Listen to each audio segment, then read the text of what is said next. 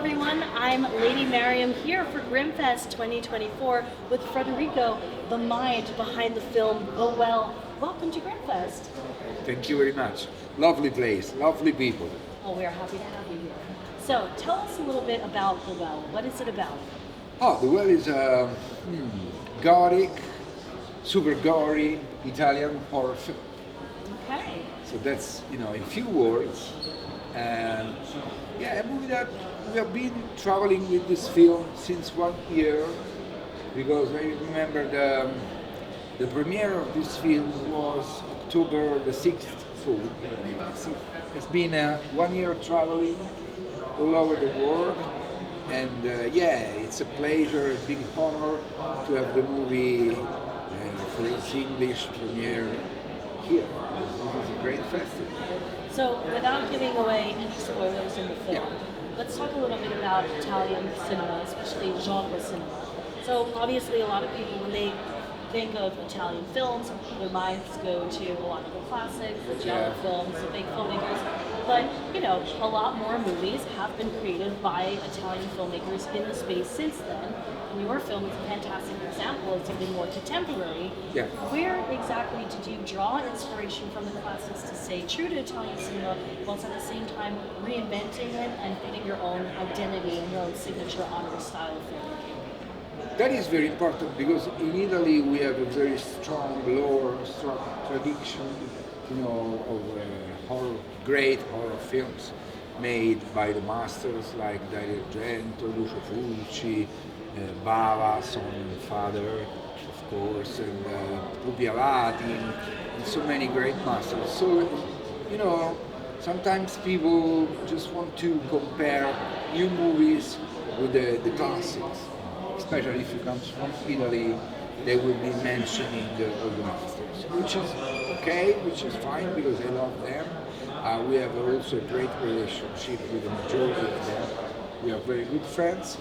But of course, I'm trying to change a little bit that. I mean, I'm inspired by the classic. In The Well, you can find elements from the classic, like the house with the laughing windows, or maybe Suspiria. There are some kind of spooky and creepy moments that you can connect with the old classics. But I also try to change a little bit again, And so I went from a Gothic setup with an ancient mansion, with a noble family, with a curse, with a painting, with a very classical atmosphere, into a very gory one, very nasty, very gnarly one, and mix it up. So that was something a little bit more uncommon because you never find gory elements in the majority of supernatural stories, and the opposite.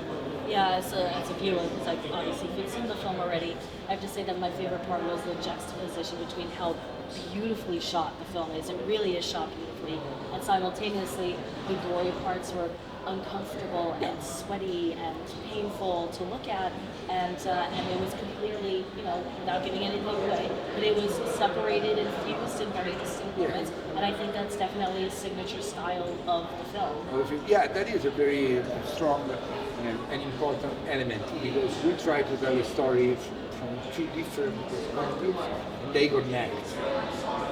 There's a reason why everything is happening. Maybe you don't feel, how they gonna connect two storylines, but at the very end of the film, everything makes sense, and it's a little bit makes the movie a little bit more unpredictable. Because as I told you, when I generally watch a supernatural story, you don't expect the movie to be bloody, to be gory. Sorry, didn't mean to touch you, but the microphone slipped. Yeah, you were saying. No, I was trying to, mix the cards a little bit, not to have the usual gothic movie with the curse and the painting, or maybe have a torture porn or a slasher movie with all the killings. It was difficult to mix this story and make it, play like you know, it was a little bit difficult to make that because you have a basement with a very nasty story and then you have a very elegant setup. And so to mix it up took a lot of work. But I hope that I made it. Oh, you definitely did. I would agree so. So, real quick, tell us what kind of people should be seeing this film? So if you love your movie your home film to be a little bit crazy, a little bit over the top, very gory, very bloody, sometimes even a little campy, because in Italy we like to go overboard sometimes. That's part of our A little style. bit. A little bit. I mean, it's part of our style. If you like even a little bit of black humor in a very gory and bloody situation, I think The Well is the movie for you. If you want something very, how can I say, very regular, very, where everything is perfectly at place, that's not the movie. I would agree. And then my last question I'd love to ask, what word can you give me, or description can you give me that makes 0 sense before seeing the movie, but makes complete sense after seeing it?